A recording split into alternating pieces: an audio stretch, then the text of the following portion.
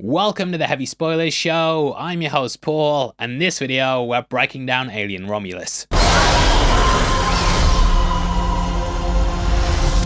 The brand new sci-fi horror sees a return to one of my favourite film franchises of all time, and on the whole I think it mostly knocks it out of the park. Mostly. Throughout this video we're going to be breaking down the movie and also talking about what happens with the ending. Also, just to let you know, we've just launched our Alien Chestburster t-shirt, which is available at the merch store below. This is one of the best designs we've ever done, and if you love the movie and want to support the channel, then definitely check it out. With that out of the way, thank you for clicking this. Now let's get into Alien Romulus.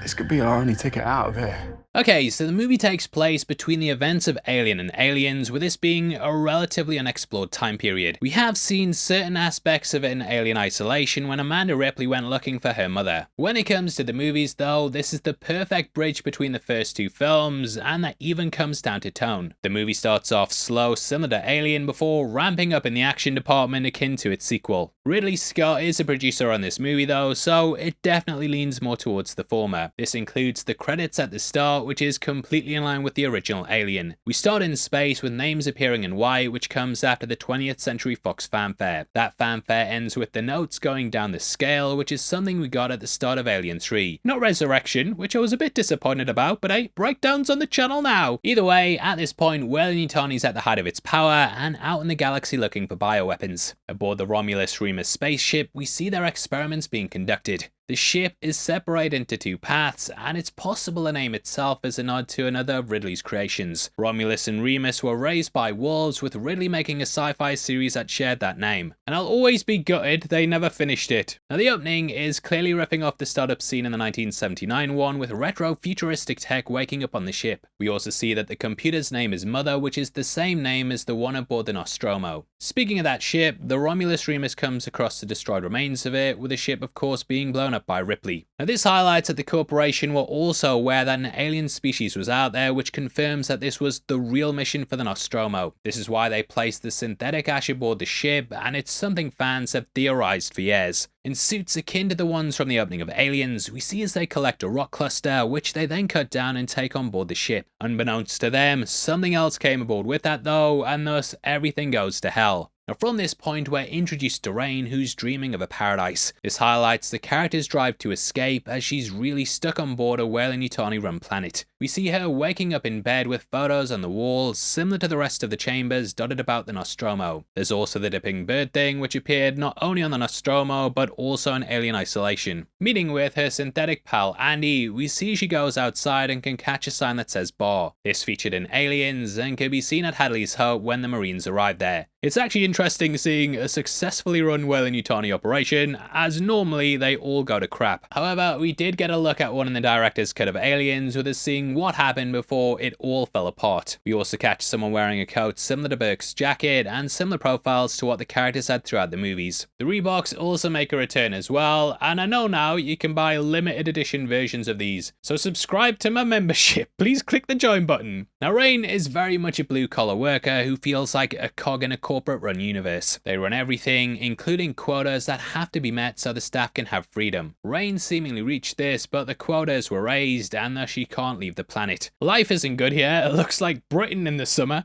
and Andy's beaten in the street while this dark and desolate planet's just depressing, mate. No one's hitting the thumbs up, no one's subscribing, and they're all having to sit around and watch Alien 3. The theatrical cut. What you'll instantly notice though is how well they've managed to recapture the feel of the 79 film, and it's like a love letter to that movie. Whether it's the 8-bit graphics, the clothes, or even down to the panels in the wall, it's all got this amazing attention to detail. Either way, Rain meets up with her friends who know of a job that's basically gonna be their ticket out of there. This involves a stranded Weyland ship carrying cryopods, which you can guess which one that is. They talk about how sleeping one feels like a night of hard drinking, and the crew in Alien woke up looking like they'd had a night out with Kevin's spoilers. Now this calm before the storm also gives us a chance to get to learn the crew, including the fact one of them is pregnant. This is Kay, played by Isabella Merced, who's so hot right now. She's so hot right now. Her brother isn't aware that she's pregnant, and we get the feeling that he and Rain have had something going on in the past. We also learn why one of the crew hates synthetics, and this is down to one making a logical decision. His distrust stems from an incident in the mines where a synthetic had to make a choice regarding the death of the few or the many. There was a gas leak and the synth sealed his mother and a couple of others inside in order to save a greater number of people. It's basically that tram meme, and though it was probably the right decision, you can see why the guy would be angry. Can I interest you in the pleasure fembot model, good sir? Now you might also spot the name Harrison on a chair throughout these moments, with this being a nod to the Marine from Alien vs Predator 2. We also get a Weyland Yutani building better world sign, which is something that showed up in Aliens. Now they learn from the cryopods that the ship's only capable of travelling 3 light years, and thus they're gonna need more pods. Along the way, Andy also says, "I prefer the term artificial person," which is something Bishop said during Aliens. Unfortunately, this means that he can't travel to the planet with them, and yeah, felt really bad for the guy. Hug your Alexas tonight. And they come across a torn-up synthetic, which perfectly plays upon Andy's worries. This has a blue shirt, and yeah, no prizes for guessing that's what Ash wore in Alien. Rain later ends up retrieving a chip, and this allows Andy to learn more about the ship. Now the group have been tracking the temperature variations in order to find more pods, and they come across a room full of facehuggers. Always thought, right, the name facehugger, it sounds quite pleasant, like let me hug your face. Now I have kind of told things out of order here, but it's more just to give you an idea of how it plays out. The chip is put into Andy while the facehuggers attack, and he undergoes a transformation. He's now upgraded and got double the strength, double the dad jokes, and also a British accent. AI's taking my job. And though they manage to escape the room, a facehugger latches onto Navarro. Realizing they need help on how to handle it, they restart the synthetic in a scene that's akin to Ash's final one in Alien. The CGI is a bit iffy, well really iffy, looks like a Snapchat filter with them deep faking Ian Holmes' face onto the synth. You can kind of forgive it though because he's a robot, but I know there's been several complaints about it. It kind of reminds me of the bit from Alien 3 where Ripley restarted Bishop. For that movie they ended up reusing an old model of Lance from Aliens that initially they just wanted to have talk with Ripley. However, they realised it looked a bit off, but instead of scrapping it, they then leaned into it. They messed up the model's face more, and I think it looks better for it, and kinda wish they'd done the same thing here. The movie is getting compared a lot to Rogue One in terms of the plot, but I think it's in terms of the CGI as well. I still enjoyed the movie obviously, but I have got to be fair. Now from here, we learn it's been 20 years since the Nostromo. We get a photo of Kane and also some lip service to Ripley when they mention there was only one survivor. The corporation have been desperately searching for the ship, and we learn they found the xenomorph from the first film. The hook Ripley shot into it can be seen in its back, and we learn the corporation's been trying to recreate it. It survived, and I loved how they picked up on the xenomorph still being alive. You could actually see this as it got blasted off into space, and it's something I pointed out in our original breakdown on the film. Attempting to freeze the face hugger, they get it off Navarro, but they wrestle back and forth on whether they did it in time. Andy warns that they can't return to the ship, which is sort of an opposite to Ash in the original Alien. There, Ash wanted the creature on board and was willing to go against quarantine to do this. Knocking him back with a stun baton from isolation, the gang got to leave faster than Heavy Spoilers puts out a breakdown, which leads to Andy trying to stop them. Again, it speaks to the logical programming of a synthetic and how they'll always try and avert the greater danger. Hashtag Andy was right though, and Navarro begins to go into labour. Kay holds her,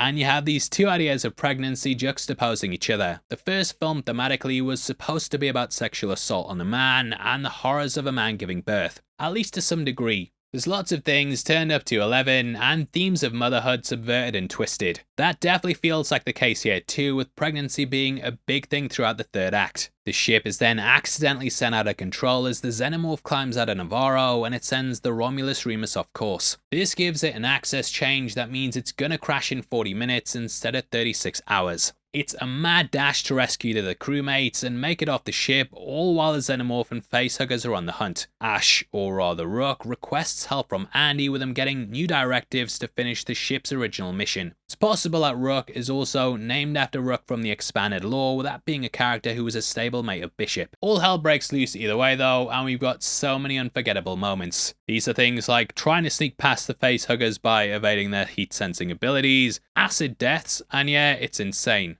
Don't care if you've got no fingers, hit the thumbs up. Now, I absolutely love them trying to sneak past the facehuggers, but fear causing them to sweat then raises the temperature. You've also got this perfect balance of fear with Kay in another part of the ship while she tries to evade a newly awakened xenomorph. He makes this guy's body match the colour of his headband, and that red headband is of course a nod to Vasquez. Making it to a doorway, Kay asks them to open it, but Andy rightly says that this is what the xenomorph wants. When they don't, Kay's eventually captured and she's presumed dead. However, as we know from the franchise, the xenomorphs tend to just take people away. In the director's cut of Alien, Ripley came across captured members of the group and Newt was also taken to the nest. Ripley, knowing they didn't kill their prey, is why she went after her, so it makes sense to have them doing this with Kay. Now from this point they venture to a lab, and from Rook learn more about Weyland Yutani. There's a tank there, and it's akin to the ones that the facehuggers were kept in at Hadley's Hope. Through a demonstration we see a rat crushed and resurrected, and it reveals the corporation wanted to harness the xenomorph survival capabilities. In Prometheus we had a fair idea of what the engineers were up to, with them not only creating us, but also the xenomorphs. However, in trying to create new life like this, they unleashed a monster and would do whatever they could to destroy it. They created man, and man made machines, with David then experimenting on the xenomorphs and making further upgrades. The black goo was extremely toxic and transformative, and we see this sort of thing echoed in the movie. Rook brings up how Weyland died searching for this quote-unquote Prometheus fire, with a character dying during Prometheus. Now we learn the xenomorphs are practically immortal to a certain extent, and Andy's goal is to now retrieve the samples over protecting Rain. Arming up with the pulse rifles used by colonial marines, they then make it to the nest, which feels like it's ripped right out of Aliens. Discovering Kay, the trio manage to free her and make their mad dash to escape the ship. Pursued by the creatures, Tyler's then killed, and Andy's also attacked and left unable to move. Rain and Kay though, they make it back to an elevator, which is clearly based off Ripley Newt's escape in Aliens. This is then mirrored when Rain goes back down and steps out of the elevator and returns. This is because she refuses to leave Andy behind despite him not being real or human. It shows the dream of leaving him to go to the paradise probably wouldn't have happened, and she views him as an actual brother.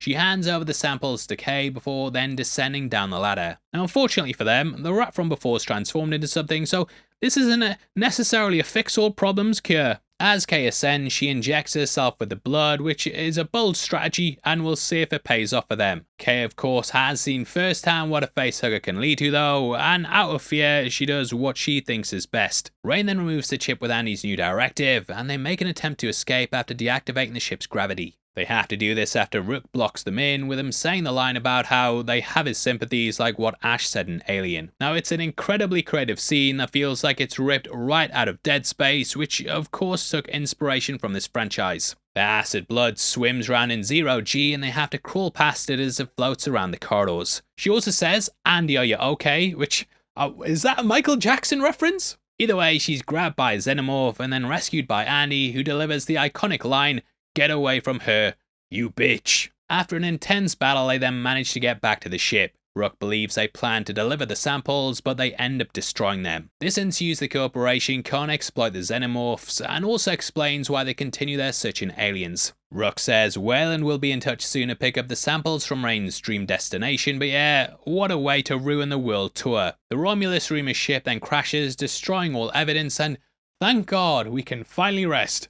As per usual though, all Alien movies have a fourth act, and yeah, this one goes pretty insane. Kay goes into labour, and we then see she ends up giving birth to an egg. Took me back to seeing my own kids being born, with this being a horrific version of that. It hatches with a human's face inside of it, which is one of the craziest things I think I've seen in this franchise. Rain then attempts to freeze it, but she ends up hesitating upon seeing what it looks like. To me, this is a nod to the newborn from Resurrection, with that also being part baby, part xenomorph. However, it also appears sort of like an engineer as well, and I'd love to hear what your theories on that crazy little baby are. Acid from the egg then melts through the floor and it falls into the cargo hold. Going down there after it, Rain discovers it's empty, and this leads into an alien-human hybrid, which feels like it's again building off the newborn. It's way creepier though, and also feels reminiscent of Splice, which took a lot of inspiration from the franchise. It strikes Andy and then approaches Kay, initially seeming like it's about to feed. However, a second mouth comes out, and then Rain catches it feasting off her friend. As the temperature,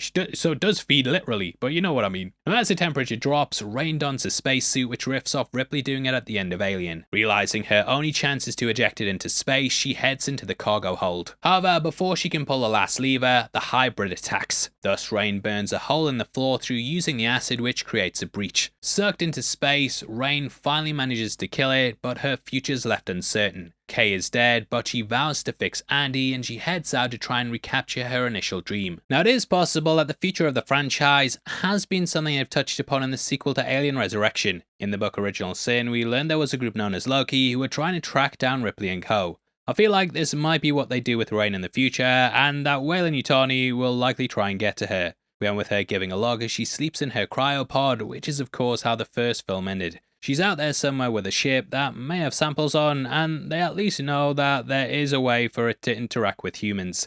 However, all it's going to do is create something horrific. However, there are directions they can take things in the future.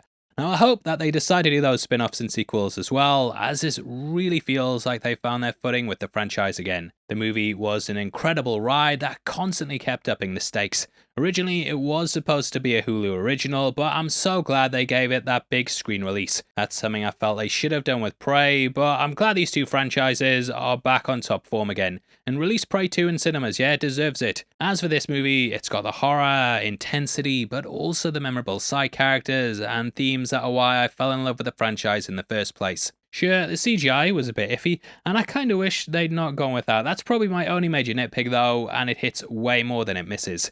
Dan Murrell described it as being like a cover song, and to some degree, I think that's the perfect description. Now, while that can be used to describe something in a negative way, I think it's a good cover song, and it's playing the right notes with the odd riff here that helps you feel like you're finding something new to like. Still though, it does feel like it's trying to mimic those movies, rather than setting out on its own terms like Alien or Resurrection did.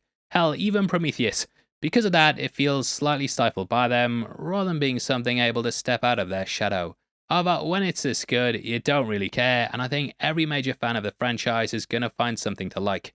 It does lack originality on the whole, but that final act kinda makes up for it by doing something bananas. I know that it might make or break the movie for some people, including our editor Matt, who said he didn't like it, but I was one of the people that loved the direction they went. So yeah, extremely enthusiastic, I highly recommend it, and in space, no one could hear me cream over... just need to stop with these puns, but can't help myself, I'm gone. Either way, that ends the video, and obviously I'd love to hear your thoughts. Personally, I'd put Alien and Aliens above it, with this coming in at a very solid third place. Do you disagree with my ranking? Do you think it should be higher? Do you think it should be lower?